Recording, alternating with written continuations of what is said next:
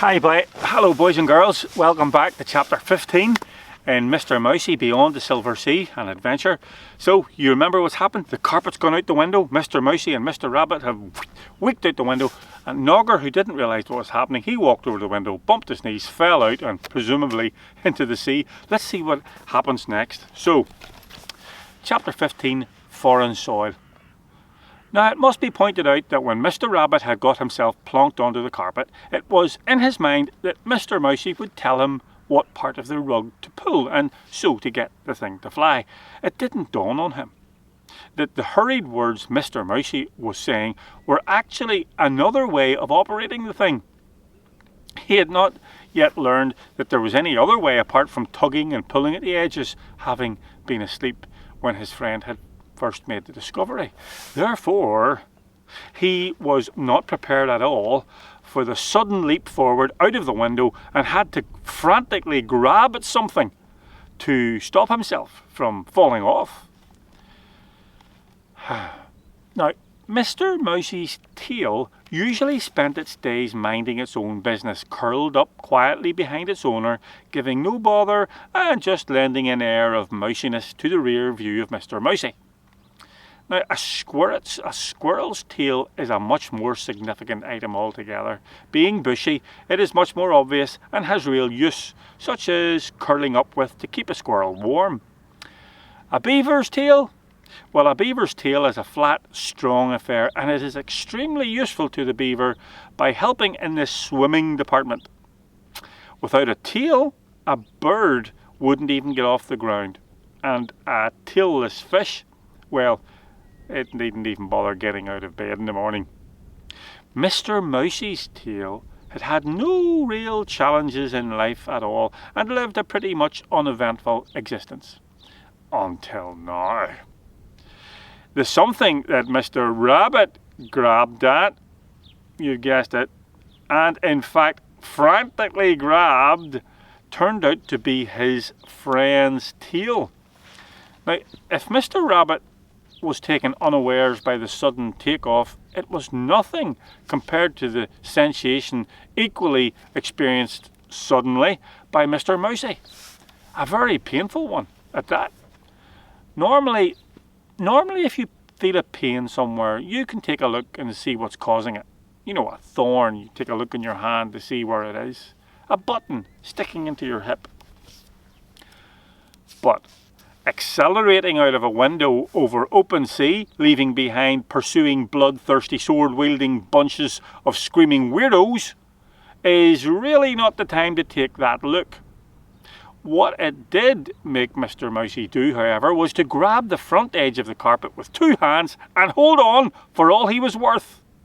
Now this had two effects. One was that it prevented he and Mr Rabbit from sliding off the back of the now horrifically fast rug. The second was less favourable. You see, grabbing the carpet there made the carpet pull up sharply at the front and climb dramatically. In that the tail-wrenched mouse was continuing to grab at the carpet, it continued to pull up and do a loop-the-loop. Now upside down, the only thing that kept them and their things on the carpet was the G-force of the turn. Now if you've ever filled a small bucket with water, tied it to a string and swung it round and witnessed the marvel of the water staying put in the bucket, you'll have a good idea of what was happening on the carpet. The magic carpet was now going so fast that as it came out of the top of the turn and levelled, it was actually making a screaming noise like a jet-engined aircraft. Well, not the carpet itself, actually the mouse and the rabbit. One screaming with rear-end shock, the other just screaming for lack of any other intelligent thought in its head at that actual moment. Having reached a fearful altitude in a ridiculously short time, the carpet was now headed downward at an even more ridiculously fast velocity, straight at the two ships tied together. Now, not all the Discallies were on board the pirate ship. A few remained on board their own, keeping her from crashing against the other, watching the sea, attending to duties crucial to a large sailing ship. At the prow, A single sailor stood keeping watch out to sea. Another thing was happening. The drug used to put the pirates to sleep was beginning to wear off. The pirates were now quite capable of being awakened. Say, if you give them a shake or made a loud noise in their ears. A very loud screaming was now bearing down on them from a rapidly decreasing height. On board the Descalador ship, the sailor on watch looked up just in time to see his ship being apparently attacked by some terrifying airborne object. He rammed his warning whistle into his mouth and began blowing a series of loud and rapid whistles. This was the signal of "Ship under attack, all hands to deck." This, and the screaming, was heard by 4 groups of ears. The first was the few sailors still on the Descali ship. They merely looked up in fear. The second was the pirates now fighting for their lives under the deck of their own ship. They had no idea what it was, but they guessed it was probably more bad news.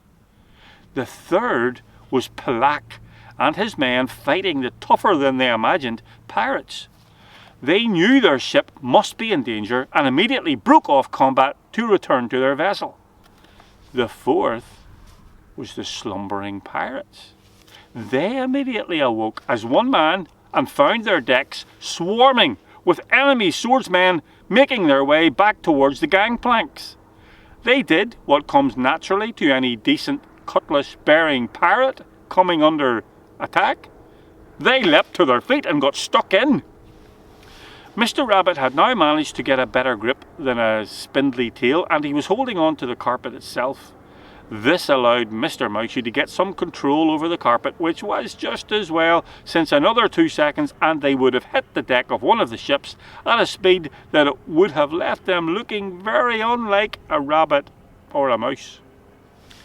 As it was a near-run thing. Mr. Mousey just managed to get the carpet level, and at the same horrendous speed they passed under the massive sail of the Descali ship and about 1 metre above its deck. It all happened in a flash, and in another flash they were back over the water, the ships rapidly dwindling in size behind them as they raced towards the southern landmass. Back on the pirate ship, things had changed dramatically. A full complement of fully armed fighting pirates is no laughing matter, and Palak's men were definitely not laughing. It was a pity for Mr. Mousey's peace of mind at that stage he did not see the turnaround behind him.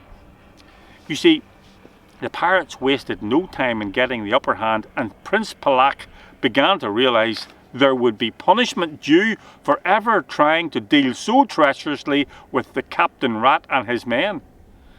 When it became very clear to him that his men were going to lose this fight, he and a couple of his lieutenants slipped away.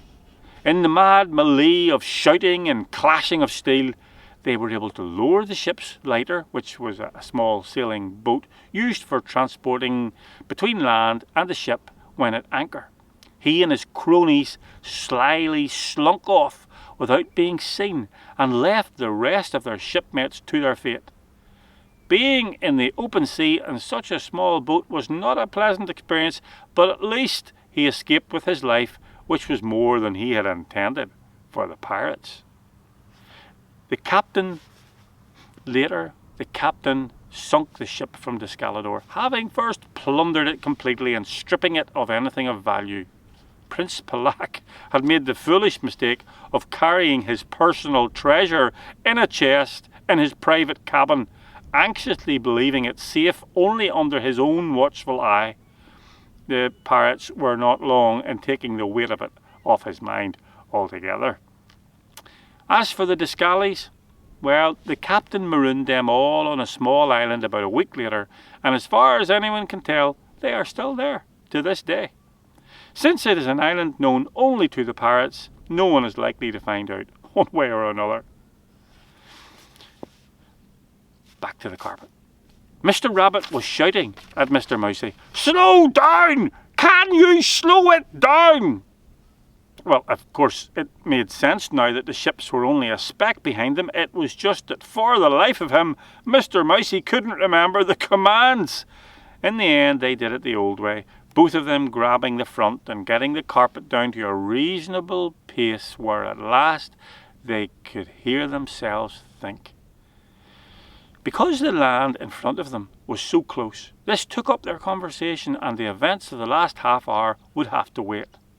In another 10 minutes they were passing over a rocky coast with blue lagoons, then a sandy beach, and behind that a shrubby green and light brown land with thickly forested ground rising sharply in the background.